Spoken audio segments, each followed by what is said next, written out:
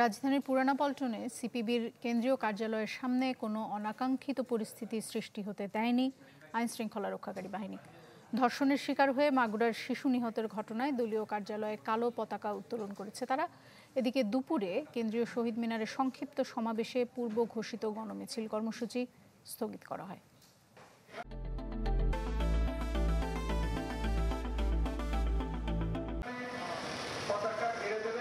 কড়া নিরাপত্তা পুরাতন পল্টনে, বিশেষ করে বাংলাদেশের কমিউনিস্ট পার্টি সিপিবির কার্যালয়ের সামনে।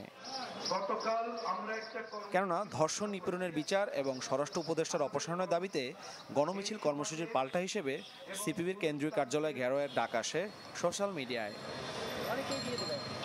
তবে কোনো জনসমাগম বা বিশৃঙ্খলা হয়নি পুরাতন পল্টনে।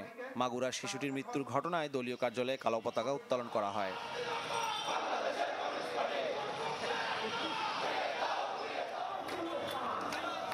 এদিকে জুলাই গণহত্যা, শাপলা চত্বর ও পিলকানা হত্যাকাণ্ডের বিচার, আওয়ামী লীগকে নিষিদ্ধ এবং ধর্ষকের শাস্তির বিষয়ে দ্রুত বিচার ট্রাইব্যুনাল গঠনের দাবিতে শাহবাগে মিছিল করে ইনকিলাব মঞ্চ। তারা কেন্দ্রীয় শহীদ মিনারের দিকে যেতে চাইলে আটকে দেয় পুলিশ।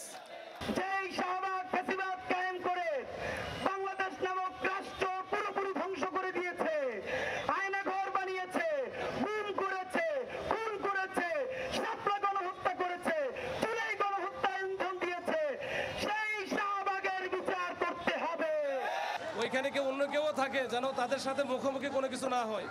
আমরা চাই না যে মুখোমুখি কোনো সংঘর্ষ বা সামনাসামনি অবস্থানে তারা দাঁড়াক। এটা আমরা হয়তো আইন শৃঙ্খলা পরিস্থিতি অবনতি হতে পারে, এই আশঙ্কা থেকে আমরা যেতে দিচ্ছি না। তবে যে 8টি বামপন্থী সংগঠন গণমিছিলের ডাক দেয়, তারা কেন্দ্রীয় শহীদ মিনারে সংক্ষিপ্ত সমাবেশ কর্মসূচি স্থগিতের ঘোষণা দেয়। বক্তারা অভিযোগ করেন, ফ্যাসিবাদের পতনের পরেও ধর্ষণ থেমে নেই, চলছে মবের নামে লুপ্তরাজ। মুখে অভ্যুত্থানের চেতনার কথা বললেও কার্যত তার কোনো ফলাফল দেশবাসী দেখতে পাচ্ছে না। বরং দ্রব্যমূল্য, আইন শৃঙ্খলা পরিস্থিতি, মব সন্ত্রাস ইত্যাদি বিভিন্ন ক্ষেত্রে সরকারের চূড়ান্ত ব্যর্থতার প্রতীয়মান হয়েছে। সমাবেশ শেষে 7 দফা দাবি জানান বক্তারা। সবচেয়ে অগ্রগত ভূমিকা। মাহফুজ কামাল, চ্যানেল 24, ঢাকা।